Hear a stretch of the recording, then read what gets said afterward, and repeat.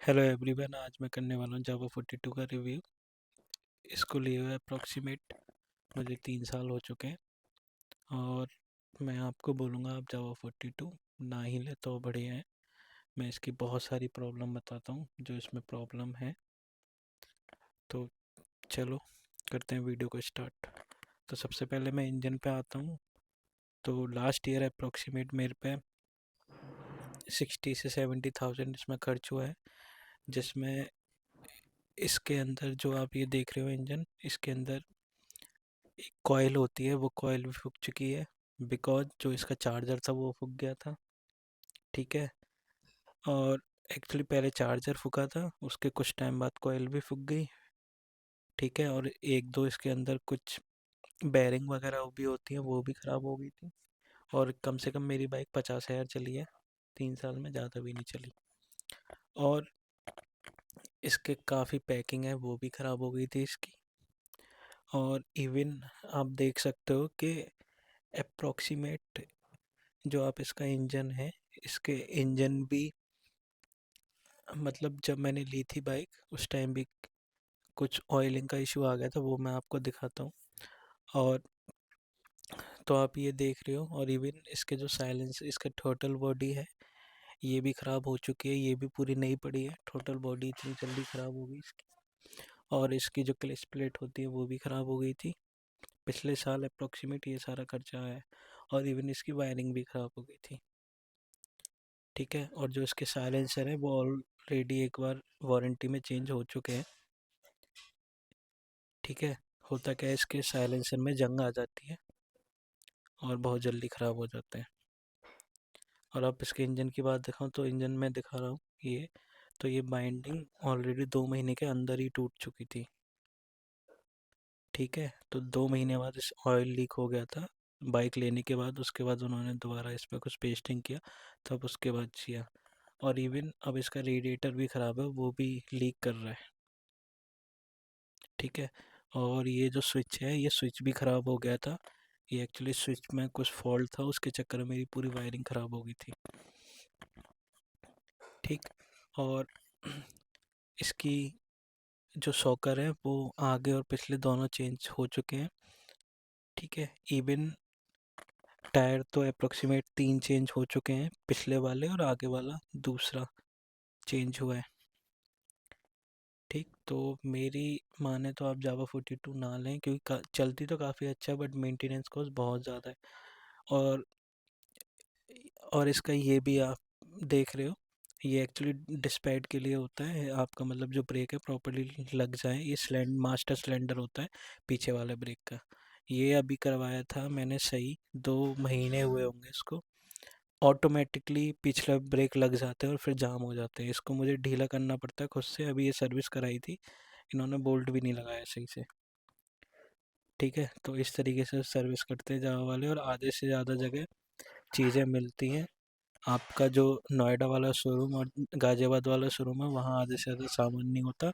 आपका जो अलीगढ़ वाला शोरूम है उस पर ज़्यादातर सामान मिल जाता है। ठीक है। बट ये मैंने जो चेंज करवाया मास्टर सिलेंडर, ये अलीगढ़ से करवाया था। ठीक है। तो मेरी माने आप जावा 42 ना लें, क्योंकि ये कभी भी धोखा दे देती है। इसने बहुत बार मुझे धोखा दिया है। और इनकी RS से सर्विस भी है, उसमें कम से कम 4 से 6 घंटे लग जाते हैं पूरा एग्जीक्यूट होने में। आप परफेक्टली कर, इवन मुझे कैब चाहिए थी, कैब भी नहीं हो पाई थी। जो बंदा टेम्पो ड्राइवर आया था मुझे उसी के साथ जाना पड़ा था। ठीक है। और इवन कैब तो उन लोगों ने मंगाई ही नहीं थी। बंदे कॉल नहीं उठाते उनके कि सर कर रहे हैं। इनके टेक्नीशियन भी इतने बढ़िया नहीं है जो RSA में होते हैं। ठीक। तो और अप्रोक्सीमेट में 60 से 70 थाउजेंड का खर्चा हुआ है मेरा लास्ट 1 ईयर।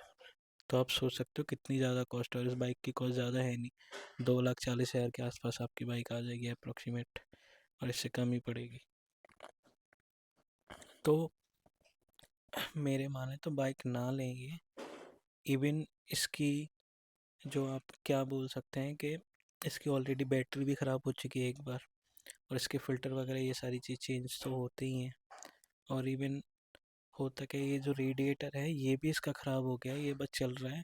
इसको भी 6 से 7 हज़ार रुपये लगेंगे, ये मैंने अभी चेंज नहीं कराया है। ओके। और इवन इसके फ़िल्टर वगैरह हर एक सर्विस पे चेंज होता है, मैं टाइम टू टाइम सर्विस भी कराता हूँ, तब मेरी बाइक ने इतनी दिक्कत दी है। और आप देखना चाहोगे तो मेरे पूरी प्रॉपर लिस्ट है कहाँ से कहाँ, तो ये देख सकते हो, ये 2 महीने में लीक कर गया था इंजन इसकी बाइक का। और ये उस टाइम मैंने जहाँ नोएडा शोरूम में कराया था, तो 2 महीने में सोच रहे हो आप इंजन लीक करना, बोल रहे सर हो जाता है कभी कभार, बट मुझे क्या पता आप। और एक चीज़ और, कि अभी इस बाइक का 2 महीने का एक्सटेंड वारंटी अब हो चुकी है। अब बताओ किसी बाइक की एक्सटेंड वारंटी क्यों हो सकती है उसके पार्ट की, कि जितना भी आपके पार्ट्स हैं ज़्यादातर उनकी आपका कवर हो जाएगा। और अब भी अब जो कोई भी नई बाइक ले रहा है जावा, वो अप्रोक्सीमेट 6 ईयर का एक्सटेंड वारंटी दे रहे हैं। 6 ईयर का, आप सोच सकते हो 6 ईयर कौन कंपनी देगा जो अपना घाटा कराना चाहे इतना। इन्हें पता है कि हमारे जो पार्ट्स हैं वो काम नहीं करते सही से, कभी भी धोखा दे जाते हैं, आधे से टाइम ख़राब हो जाते हैं, क्योंकि मेरे बाइक के संग तो बहुत हुआ है, कभी भी बंद हो जाती है। रिलायबल नहीं है जावा, क्योंकि इनकी बहुत दिक्कत है। और खासकर नोएडा और गाज़ियाबाद में अगर आप कराने जाओगे सर्विस, अगर कुछ चीज़ आपका बड़ा है तो वो ज़्यादातर होता ही नहीं नोएडा शोरूम में और गाज़ियाबाद शोरूम में। इवन मेरी वायरिंग थी, मुझे पड़वानी थी, मैं नोएडा था, एक्चुअली नोएडा वाला शोरूम बंद था, फिर मैं गाज़ियाबाद वाले शोरूम गया, उन्होंने कहा कि सर आपके इतने 700-800 रुपये लगेंगे, उसके बाद हम चेक करके आपको बताएंगे। उन्होंने चेक किया तो बोला सर आपकी वायरिंग ख़राब हो गई है, क्योंकि मेरा जो लॉक था उसमें कुछ इशू था। सब वायरिंग में सब चेक हो गया, उसके बाद बोलते हैं सर इसकी वायरिंग पड़ेगी, मैंने कहा डाल दो।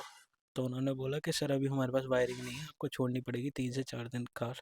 तो इस तरीके के मैनेजमेंट है जावा 42 का, तो आप बाइक को ना लें तो बेटर है, और किसी वेरिएंट में जाएं तो आपको सही रहेगा, वो रिलायबल भी रहेगी। इसके पार्ट की भी बहुत दिक्कत होती है, क्योंकि आधे से टाइम होते नहीं, बोल देते कि सर पीछे से नहीं आ रहे, ये नहीं है वो नहीं है, 20 बहाने बना देते शोरूम वाले। अगर आप मांगोगे कि 60 से 70 थाउजेंड आपका नहीं स्पेंड हुआ, तो मैं आपको बिल भी दे सकता हूँ सारे, और मेरे पे पूरा प्रॉपर लिखा भी हो किस शोरूम में कितना खर्च हुआ है। Thank you for watching my video.